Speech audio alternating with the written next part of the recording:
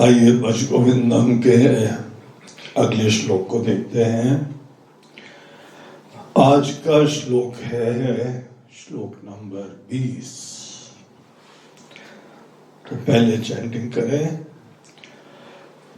भगवद गीता किंचित दीता गंगा जल लव कणिका पीता। भगवद गीता किंचित दीता गंगा जल लव कणिका पीता। सकृदपि येन मुरारि समर्चा क्रियते तस्य यमेन न चर्चा। सकृदपि येन मुरारि समर्चा क्रियते तस्य यमेन न चर्चा। भज गोविंदम भज गोविंदम गोविंदम भज मूढ़मते। संप्राप्ते सन्निहिते काले नहि नहि रक्षति दुष्कृतकर्णे। कल हम लोगों ने जो श्लोक देखा था वो श्लोक एक ज्ञानी का था, जीवन मुक्त का था। ज्ञानी भी मतलब ब्रह्म ज्ञानी, आत्मज्ञानी। और उसके अंदर जो है वो ये बताया था, जो ब्रह्म ज्ञानी हो जाते हैं, ब्रह्म में जग जाते हैं, अर्थात खुद अपनी ब्रह्म स्वरूपता में जग जाते हैं। ब्रह्म का ज्ञान नहीं है कि हमने भगवान को एक दिन देख लिया, एक दिन ब्रह्म को देख लिया, भगवान आए थे, हमने दर्शन करा, हमने प्रणाम करा, साष्टांग दंडवत प्रणाम कर लिया और उसके उपरांत भगवान ने बोला ठीक है बेटा खुश रहो, जब भी याद करोगे हम आते रहेंगे। ऐसा दर्शन नहीं, वो भी दर्शन होता है, लेकिन यहाँ पे जो जीवन मुक्त का परिचय दिया था वो ये है कि हम जीव नहीं है, हम ही ब्रह्म है। इस ब्रह्म ज्ञान के लिए हमारा जीव भाव खत्म होना पड़ता है। जीव भाव समाप्त होता है, सपना खत्म होता है, तभी जगते हैं। उस तरह का ब्रह्म ज्ञान। और एक बार कोई अपने ब्रह्म स्वरूपता में जग जाता है, वो दुनिया में कभी साधना कर रहा है, कभी किसी चीज का आनंद लेता हुआ दिखाई पड़ रहा है, भोजन का आनंद है, किसी कोई नाटक का आनंद है, किसी की सेवा का आनंद है, प्रकृति की सुंदरता का आनंद है, आनंद ले रहा है, तो भोग हो गया वो। तो ये कई बार सिचुएशन उनकी योग की देख रहे हो, कभी भोग की देख रहे हो, कभी संग से रहित देख रहे हैं, कभी अनेकों के साथ बहुत ही जो है वहां भावना का परिचय दे रहे हैं। तो बोला ये कुछ भी बाहर दिखाई पड़े, अगर कोई ब्रह्म ज्ञान में हो गया, और ये भी कोई नहीं, जब हम जग जाते हैं, इन किसी भी सिचुएशन के बावजूद उनके अंदर आनंद की कोई कमी नहीं होती। भगवान कृष्ण गीता के दूसरे अध्याय में इन लोगों का परिचय समुद्र से कराते हैं। उसने देखा आपने समुद्र को, एक बार कोई जैसे समुद्र की दृष्टिकोण से देखो तो कितनी गर्मी पड़ती है, कभी समुद्र सूखता नहीं है। कितनी बड़ी बड़ी नदियां आती हैं, उसके अंदर पानी डालती रहती हैं, बरसात होती है, कभी उसमें जो है बाढ़ नहीं आती। ऐसी स्थिति ये पूर्णता का सूचक है, लेकिन इस श्लोक को कई लोग दुरुपयोग करते हैं,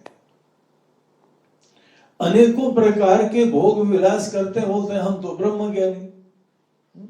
ब्रह्म ज्ञानी तो भोग रत हुआ, योग रत हुआ, हम योग में रत रहे या भोग में रत रहे, हम तो ठहरे ब्रह्म ज्ञानी। तो यहाँ पे ये बात समझनी बहुत आवश्यक है, इसको क्लैरिफाई करनी आवश्यक होती है। ब्रह्मज्ञानी किसी भी अधर्म का आश्रय कभी नहीं लेते। इनफैक्ट धर्म के वास्तविक स्वरूप का परिचय ब्रह्मज्ञानी के आचरण से मिलता है। जैसे राम जी, वो ब्रह्म स्वरूप है, लेकिन कभी भी उस टाइप से भोग नहीं भोगते हैं जैसे अनेकों यहाँ पे जो है ढोंगी लोग करते रहते हैं। कई ढोंगी बाबा जो है वह कोई ब्रह्म ज्ञान का आसपास नहीं है, बाहर शोषण करते हैं। अच्छा बाबा जी ये क्या बोलते हैं, योग रत होगा भोग रत होगा। हम भोग में रमे या योग में रमे, हम तो ठहरे ब्रह्म ज्ञानी। अगर ब्रह्मज्ञानी कहीं पर भी कोई अधर्म करते हैं तो हमको समझ जाना चाहिए कि कोई दाल में काला है, वो ब्रह्मज्ञानी नहीं है। और इसीलिए हम दूसरे को बाकी कोई ब्रह्म ज्ञान में जगह नहीं देख सकते। दूसरा धर्माचरण कर रहा है नहीं कर रहा है, सहज रूप से ये जरूर देख सकते हैं। ब्रह्म ज्ञान में हम जग गए नहीं जग गए, ये हमारे गुरुदेव जान सकते हैं या हम जान सकते। बाकी दुनिया कभी नहीं जान सकती है कि हम ब्रह्म ज्ञान में जगे हैं कि नहीं जगे। बाकियों को तो सदैव धर्माचरण ही देखना चाहिए। तो ये पिछले श्लोक की बात थी। अब यहाँ पे देखिए अगले श्लोक में, इस 20वें श्लोक में इतना सरल सुंदर चीजें बताते हैं, साधनाएं बताते हैं।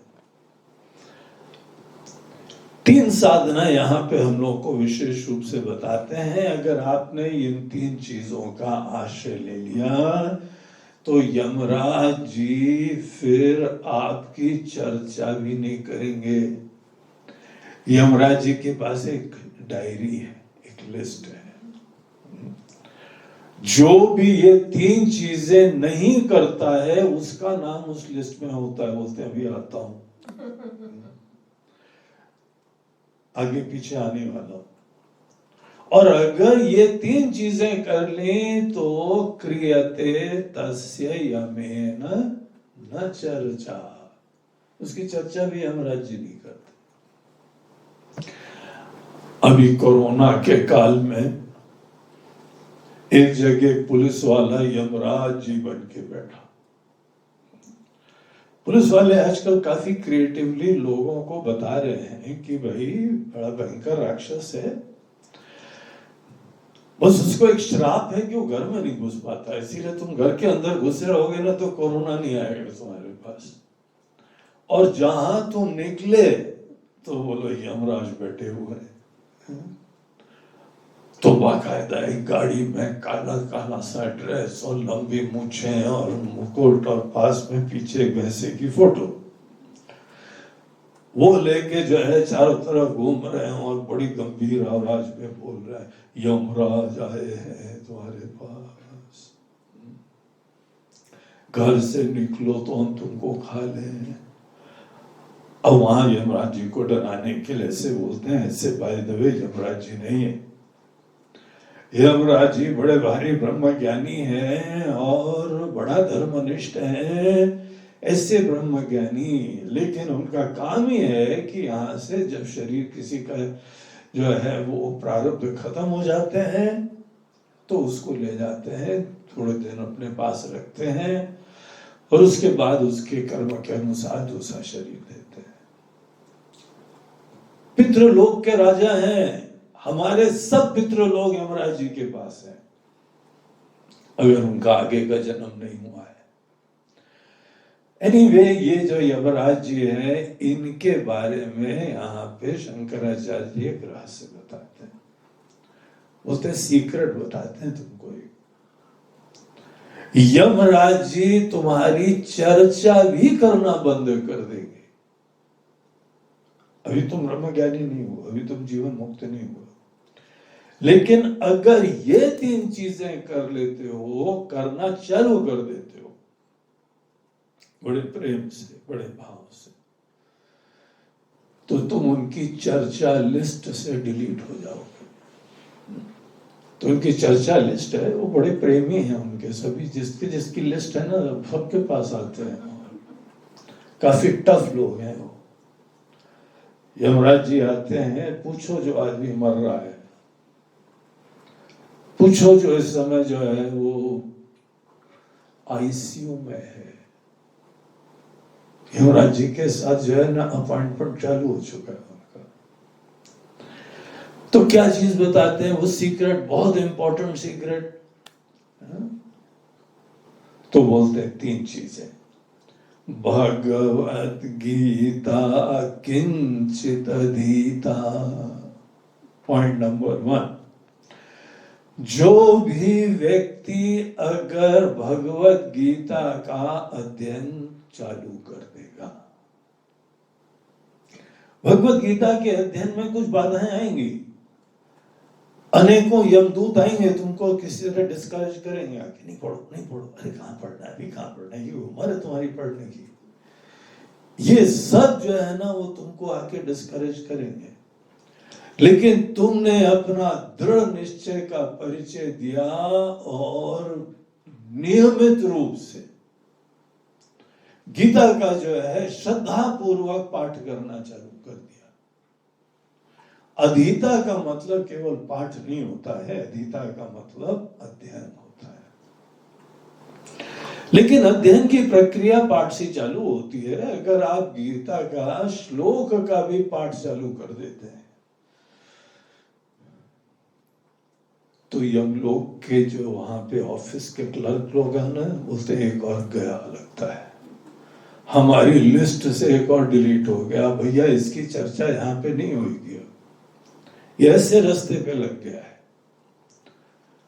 भगवत गीता किंचित, थोड़ा भी चर्चा अध्ययन चालू कर दिया है, पूरे ज्ञानी हो जाओ फिर तो वारे न्यारे, फिर तो कोई बात ही नहीं, फिर तो टोटल डिलीट हो गया। लेकिन अगर थोड़ा भी तुमने अध्ययन चालू कर दिया है गीता का, ये गीता की महिमा है। अब महिमा कैसे बताएं? ये सब आचार्य लोग गीता भगवती की महिमा कैसे बताएं? भगवान का गीत है, भगवान का गीत इसी संसार में रहते हुए हमारे लिए इंस्ट्रक्शन मैनुअल होता है। तो वो हमको कैसे जीना चाहिए उसकी पूरी कला बताता है ये इंस्ट्रक्शन मैनुअल। भगवान श्री कृष्ण और अर्जुन के बीच में जो कुरुक्षेत्र के मैदान में संवाद था, वो विशेष रूप से भगवत गीता, गीता और भी है, लेकिन इस गीता की महिमा कुछ और। इस गीता में हम लोगों को क्या यहाँ पे अपने कर्म में एटीट्यूड रखनी चाहिए, क्या प्रेरणा होनी चाहिए, उतार चढ़ाव होते हैं तो कैसे देखना चाहिए उनको, कर्म का प्रयोजन क्या होता है, बेस्ट पॉसिबल कर्म कैसे करते हैं, कैसे कर्म को ही पूजा बना देते हैं, कर्म को यज्ञ बनाना चाहिए। बाकी पूजा मंदिर में हम लोग सीखते हैं, फिर गीता हमको वो आर्ट बताती है कि तुम्हारे प्रत्येक कर्म पूजा बन सकते हैं। उसमें हमको आत्मा का ज्ञान, भगवान का ज्ञान, दुनिया का ज्ञान, सुख दुख का ज्ञान, पूरे जीवन के जो जो रहस्य हर व्यक्ति को जानने योग्य होते हैं और कहीं नहीं हम लोगों को सुनने को मिलते। कई बार पूरी पढ़ाई कर डालते हैं, स्कूल भी कर लिया, कॉलेज भी कर लिया, प्रोफेशनल बन गए, लेकिन जीवन के रहस्य हमको नहीं पता लगते। इसीलिए तो आजकल दुनिया में इतने अच्छे अच्छे लोग, समर्थ लोग अभिमान से ग्रसित हैं, चिंता से ग्रसित हैं, दीनता से ग्रसित हैं, विक्षेप होता है। स्ट्रेस आजकल इतनी बड़ी बीमारी हो गई है। इसका मतलब क्या है? जीवन को मैनेज करने की कला नहीं पता है, अर्थात गीता नहीं पढ़ी उन लोगों। इसीलिए जो अपने जीवन का हित चाहता है, अपने बच्चों का हित चाहता है, जरूर उसको गीता पढ़ाओ। ये थोड़ी है बेटा मैंने तुमको स्कूल भेज दिया, कॉलेज भेज दिया और तुमको तो फौरन भेज दिया, फटाफट भेजा, फौरन भेजा और फौरन कंट्री भेजा, इतना इन्वेस्ट कर दिया। अरे फौरन में बुद्धू लोग हैं, जहां तक जीवन का ज्ञान है, तुमको काम धंधा सिखा देंगे, पैसा कमाना सिखा देंगे। कभी यूएस वीजा के लिए ट्राई करा है? केवल पैसा देखते और कुछ नहीं देखते। नहीं हम तो ज्ञानी आदमी, हम तो सेवा करने भगवान सब। हम इसलिए बोल रहे हैं क्योंकि हम भी वहां से ऐसे बोल रहे हैं। हमको भी नहीं दिया, बोला नहीं भैया हम तो स्वामी जी है। बोलते स्वामी जी चांस से ज्यादा अटक जाओगे वहां पे, इसीलिए तुमको तो बिल्कुल नहीं देंगे। उनको दुनिया का कुछ नहीं पता, पैसा, वो बड़े लक्ष्मी पुजारी है। बाकी नारायण का ज्ञान उनको क्या पता। और नारायण का ज्ञान जिसके पास नहीं है उसको जीवन में कहां पे सुख दुख से मुक्ति का पता लगेगा। गीता में दिया हुआ। तो शंकराचार्य जी बोलते हैं कि हम तो भाई तुम्हारा हित बताने वाले हैं, इसीलिए तुम तो मन में दृढ़ संकल्प कर लो कि जीवन में भगवत गीता की स्टडी करनी है। और स्टडी अर्थ के साथ होती है, कमेंट्रीज के साथ होती है, अनेकों विद्वानों के चरणों में बैठ के होती है, जानकार लोगों से अनेकों प्रकार से इनसाइट प्राप्त करनी होती है। और वो ही ज्ञान प्राप्त करता है जो आज विनम्रता से ये जानता है कि हमको ये नहीं पता है और हमको प्राप्त करना है। भगवत गीता किंचित अधीता, गंगा जल लव कणिका पीता। देखिए यहाँ पे शब्दों का भी कवित्व भी बड़ा मजा आता है देखने। गंगा जल लव, लव मतलब उसकी थोड़ा सा बूंद मात्र, लव कणिका पीता। जिसने गंगा जल का पान करा है, गंगा जल का आचमन करा है, अब वही व्यक्ति गंगा जल का जो है पान करता है, जो इस तीर्थ पे जाता है, वहां पे जो है दर्शन करता है, हिमालय से, ऋषि मुनियों की भूमि से उनका ज्ञान ही जल रूप होके प्रवाहित हो रहा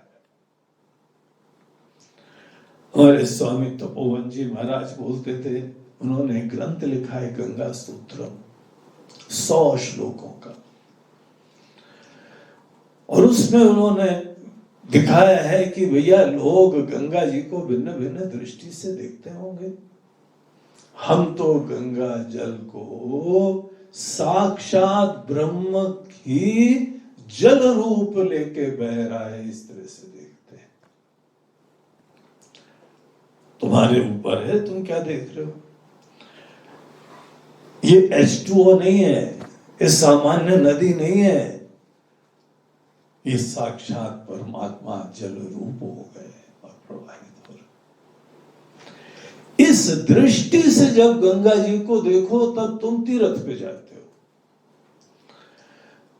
और ऐसी दृष्टि से युक्त होके फिर तुम गंगा जी में डुबकी मारते हो, तो तुमको ही पता लगेगा क्या आनंद आता है। गंगा जल के अंदर गंगा जी में जाके डुबकी मारना, थोड़ा सा तैर भी लेना, हर हर गंगे। तुम ये भी कह सकते हो, हाँ चलो गंगा जी में स्विमिंग करके आएंगे। अब तुम स्विमिंग करने जाओगे तो फिर स्विमिंग का मजा लोगे, बोले हाँ नाइस एक्सरसाइज, काफी चैलेंजिंग था। वहां पे जो है ना गंगा जी में हम तैर रहे थे, उस समय प्रवाह आया उल्टा, बड़ा तेज वेव आई, और उसके उपरांत मैंने ये वाला स्ट्रोक मारा, फिर वो स्ट्रोक मारा, और किसी तरीके से बचा, फिर मैंने गुलाटी खाई, फिर पलटा खाया और ये करा। अब तुम वहां कलाबाजी करोगे। उस स्विमिंग के बाद तुम्हारी जो है एक्सरसाइज हो गई, बस इतने तुमने तीर मार लिया ना। लेकिन गंगा जी को अपनी माता जी देखो, परमात्मा का जल रूप देखो, उसके बाद डुबकी मारो, देखो क्या होता है। उसको जो है एक पुण्य की प्राप्ति का साधन बताया जाता है। तो ये तीर्थ गंगा जी का दर्शन करना, उसमें डुबकी मार के स्नान करना, ये बहुत पुण्य का जो है सूचक होता है। तो अर्थात पुण्य कर्म इस टाइप से करना। और गंगा जी जो है, अगर तुमको और पवित्र स्वरूप देखना है तो और पहाड़ों में जाना पड़ता है।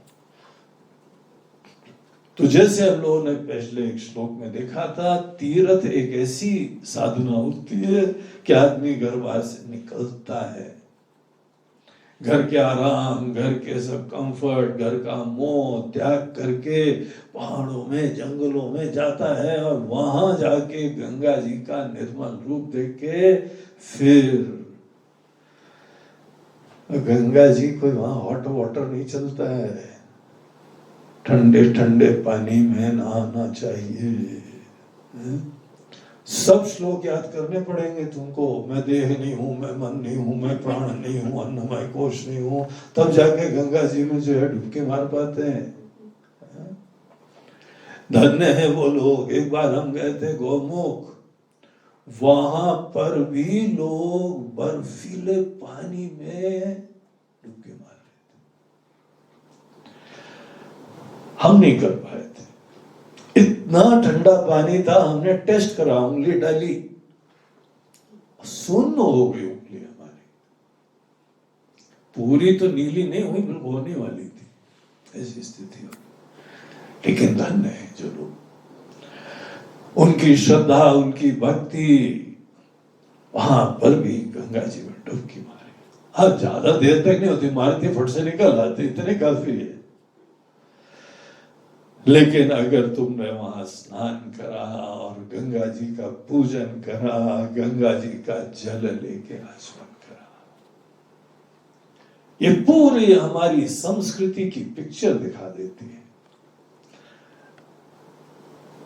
गंगा जी महादेव जी के जटाओं से निकली है, ब्रह्मा जी के कमंडलों से निकली है, भगवान विष्णु के चरणों से निकली है, हमारे सब ब्रह्मा विष्णु महेश से जुड़ी हुई है, हमारे समस्त ऋषि मुनियों से जुड़ी हुई है, हिमालय जो तपोभूमि है उससे जुड़ी हुई है। इसकी क्या परंपार महिमा है। इसीलिए गंगा जल अगर नहीं भी तुम वहां जा पाए, थोड़ा सा तुमने जल भी ले लिया, बहुत पुण्य की बात है। इसीलिए अनेकों लोग बोलते हैं भाई घर में गंगा जल रखो, दुर्बीमारी हमारी भी हो जाए, और भैया जा रहे हो ना जब यहां से, तो थोड़ा गंगा जल डाल देना। ये इसके देखिए यहाँ पे ऐसे श्लोक ही और ऐसे आचार्य लोग उस परंपराओं के सूचक हैं। उस श्रद्धा से युक्त हो तब पता लगता है, उस दृष्टि से युक्त हो, अपनी परंपरा के प्रति स्वाभिमान रखो। गंगा जल लव कणिका पीता। तीसरी चीज, सकृदपि येन मुरारी समर्चा। मुरारी भगवान कृष्ण ही, गोविंद का ही उन्हीं के दूसरे नाम है। जब मुरा रूपी राक्षस को उन्होंने मारा था, अनेकों पीड़ादायक समस्याओं को, राक्षसों को खत्म कर देते हैं। इत्ते समर्थ, धर्मनिष्ठ, कल्याणकारी, सबके जगत का हित करने वाले ऐसे भगवान, साक्षात पूरी दुनिया को चलाने वाले, इन भगवान की अगर तुमने सकृदपि एक बार भी अगर दिल से पूजा करी, तुमने अर्चना करी, सकृदपि येन, जिसके द्वारा मुरारी समर्चा क्रियते। समर्चा क्या होता है? सम्यक अर्चना, बहुत अच्छी प्रकार से जो पूजा होती है और अनेकों प्रकार के उसमें अर्चनाएं आती हैं भगवान का नाम प्रयोग करके, जैसे विष्णु सहस्त्र नाम अर्चना होती है। अनेकों नाम का प्रयोग करते हुए भगवान के चरणों में हम आहुति डालते हैं। अगर तुमने इस प्रकार की पूजा करी, ऐसी तुमने सेवा करी, अर्चना करी, ये भक्ति का सूचक है। तो भक्ति, ज्ञान और सत्कर्म, ये तीन चीजों की यहां चर्चा करते हुए, तीन बड़ी प्रसिद्ध प्रचलित साधनाओं की चर्चा करते हुए शंकराचार्य जी कहते हैं कि आपने ये तीन चीजें चालू कर दी। देखिए यहां का थोड़ा थोड़ा, भगवत गीता किंचित अधीता, गंगा जल लव कणिका पीता, सकृत पिए न मुरारी समर्चा। एक बार भी इतने में ही आप यमराज जी के आक्रोश की लिस्ट से बाहर चले जाएंगे, आप भक्त हो जाएंगे। आपको पता है यमराज जी भी भगवान के भक्त हैं, उनके दूत हैं, भगवान की पूरी टीम है। तो उनके ही जो है वो, ये देवता अगर हैं तो भगवान देवादिदेव है। अब जिन भगवान की वो सेवा कर रहे हैं, अगर आप उनकी सेवा करने लगते हैं तो आप उनके प्रेम और स्नेह के पात्र बनेंगे। शरीर तो एक दिन सबको छोड़ना होता है, लेकिन कुछ कुछ लोगों की मृत्यु इतनी कल्याणकारी होती है, सुंदर होती है देख के, जैसे कि कोई प्रेम से आदर से ले जा रहा हो। तो ऐसे लोग यहाँ पे जन्म मरण के चक्र से मुक्ति के पथ पे चल जाते हैं। तो बहुत ही यह सुंदर चीज, हमको तीन चीजें यहाँ बताई हैं डेली जीवन में। और ये एक बार पढ़ने की बात नहीं है। गीता के बारे में कहीं पे प्रश्न लेते हैं, और हमको जब भी क्वेश्चन होता था गीता खोल के देख लेते थे, आंसर मिल जाता था। कि भैया गीता ऐसी कोई प्रश्नावली नहीं है कि राम राम राम राम कह के गीता खोली और आपको आंसर मिल गया। जो लोग भी ऐसा कहते हैं उनको गीता की महिमा ही नहीं पता है। गीता का अध्ययन करना चाहिए, क्रमबद्ध वहां जीवन की कहानी बताई हुई है। एक ग्रंथ को जीवन में अध्ययन करने का ठान लो, एक ही तो ग्रंथ है। हम लोग हिंदू होने के नाते गीता के ऊपर ही तो हाथ रख के कोर्ट में भी कसम खाते हैं, जिसके ऊपर हाथ रख के सच बोलूंगा, सच के अलावा कुछ नहीं बोलूंगा। तुमको पता ही नहीं उसके अंदर क्या लिखा हुआ। हर धर्म के अंदर कोई ना कोई ग्रंथ होता है, उसका अध्ययन करा जाता है। हर हिंदू को गीता का अध्ययन करना चाहिए, तभी वो हिंदू कहलाने योग्य है। तो इस तरीके से हमको एक संकल्प लेना चाहिए कि गीता का विधिवत अध्ययन करने का हम संकल्प लेते हैं।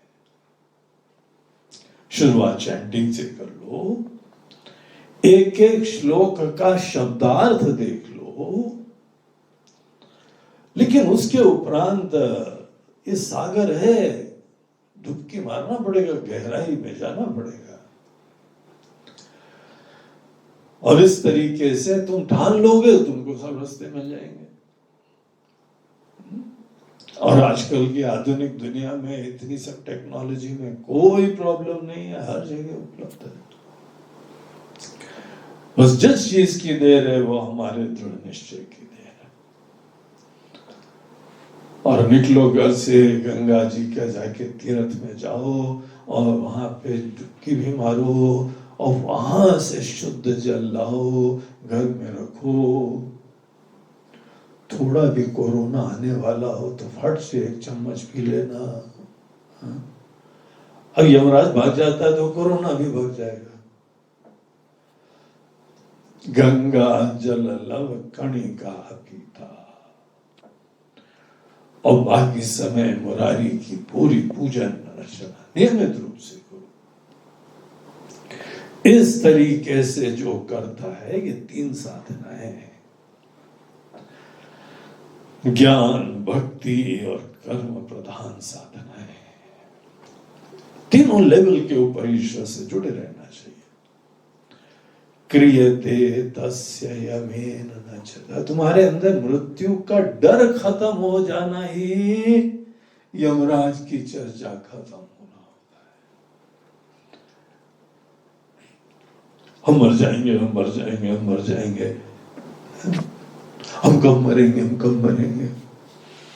मरने के समय प्राण कहां से निकलते हैं? मुंह से निकलते हैं, नाक से निकलते हैं, पेट से निकलते हैं, कि सर से निकलते हैं, नाभि से निकलते हैं, कि नीचे से निकलते हैं। अब कोई लोग मेडिटेशन करते रहते हैं,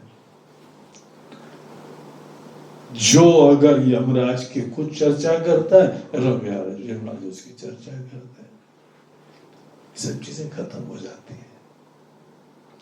ऐसे सत्कार्यों में, सद्भाव में, सद्ज्ञान में जिस आदमी का मन रमता है, उसको न यहाँ पे बीमारी, न यहाँ मृत्यु, किसी की खुद भी चर्चा नहीं करता है तो यमराज जी भी चर्चा नहीं करते हैं। वही अमृतत्व की सिद्धि के मार्ग पे लग जाता है। तो बहुत ही सुंदर श्लोक है। हम लोगों को यहाँ पे बड़ी मूलभूत साधनाएं बताई जाती हैं।